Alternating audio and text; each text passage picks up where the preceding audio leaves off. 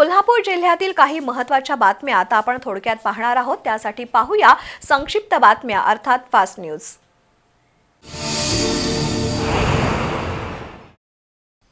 पुण्यात झालेल्या मिसेस महाराष्ट्र 2025 या राज्यस्तरीय सौंदर्य आणि व्यक्तिमत्व स्पर्धेत कोल्हापूरची सुकन्या दिव्या बीडकर हिनं यश मिळवलंय। तिनं मिसेस महाराष्ट्र फोटोजेनिक फेस या गटात उपविजेतेपद पटकावलंय।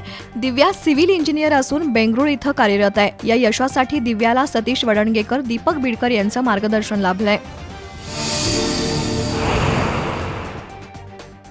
श्री महालक्ष्मी ट्रस्टच्या वतीनं धर्मशाळा आणि प्रसादरूपी मोफत अन्नछत्र चालवलं जातं। श्री अंबाबाई देवीच्या दर्शनासाठी येणाऱ्या भाविकांसाठी ही सुविधा अतिशय उपयुक्त ठरते। सन 2025 या वर्षात महालक्ष्मी धर्मशाळेचा 2 लाखांपेक्षा अधिक भाविकांना फायदा मिळालाय, तर मोफत अन्नछत्राचा 15 लाखांपेक्षा अधिक पर्यटक भाविकांनी लाभ घेतलाय, अशी माहिती संस्थेचे अध्यक्ष राजू मेवेकरी यांनी दिली। संजय जोशी, राजेश सुगंधी, तन्मय मेवेकरी, विराज कुलकर्णी, ऋतुराज सरनोबत यांच्यासह 75 कर्मचारी भाविकांच्या सेवेसाठी कार्यरत आहेत।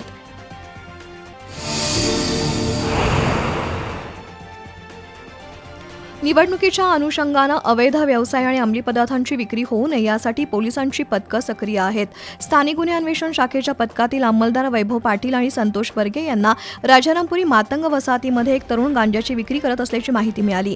त्या अनुषंगानं पोलिसांनी मातंग वसाहतीतील गांजा विक्रेत्याला पकडण्यासाठी बनावट गिराईक पाठवलं।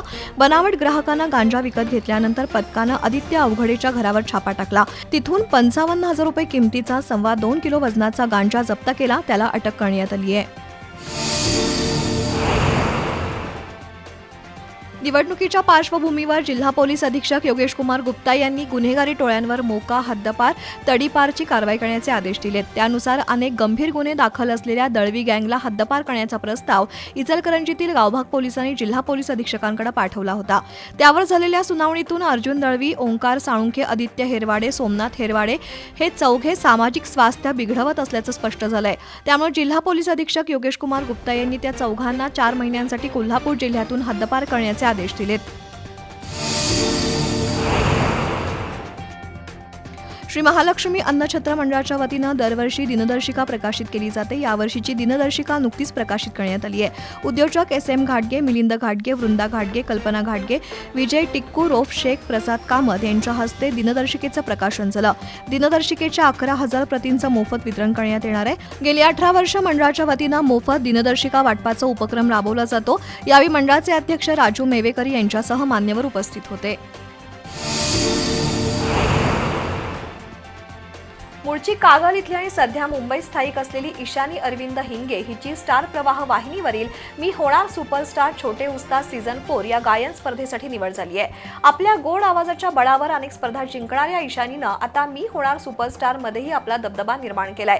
3 जानेवारीपासून या स्पर्धेचं प्रसारण होणार आहे। ईशानी गेली 8 वर्ष कला क्षेत्रात आहे आणि वयाच्या 5व्या वर्षापासून ती शास्त्रीय संगीत शिकत आहे। तिनं विविध नाट्य संगीत, अभंग, सुगम संगीत, शास्त्रीय संगीत अशा गायन कला प्रकारांमधून नाव कमावलंय। 8,000 स्पर्धकांमधून 14 मुलामुलींची निवड करण्यात आली असून या स्पर्धेत ईशानीची निवड झाल्यानं तिचं सर्वत्र अभिनंदन होतंय। आर्टिफिशियल इंटेलिजन्सचा आविष्कार मानवानंच घडवलाय, त्यामुळे त्याची भीती न बाळगता त्या तंत्रज्ञानावर हुकूमत मिळवत सहकारातून समृद्धीचं ध्येय साध्य करावं असं आवाहन बँको या मासिकाचे संपादक अविनाश शिंत्रे यांनी केलं। डॉक्टर रूपा शहा संचलित दिलासा सामाजिक विश्वस्त संस्थेच्या अभ्यास केंद्रात सहकार व्यवस्थापन पदविका कोर्स सुरू आहे। या अभ्यासक्रमाच्या विद्यार्थ्यांना शिंत्रे यांनी मार्गदर्शन केलं। यावेळी अभ्यासक्रमांच्या पुस्तकांचं वितरण वारणा बँकेचे माजी अधिकारी प्रकाश पाटील आणि व्यवसाय सल्लागार पद्मप्रभू रणदिवे यांच्या हस्ते करण्यात आलं। दोन्ही मान्यवरांनी विद्यार्थ्यांना मार्गदर्शन केलं।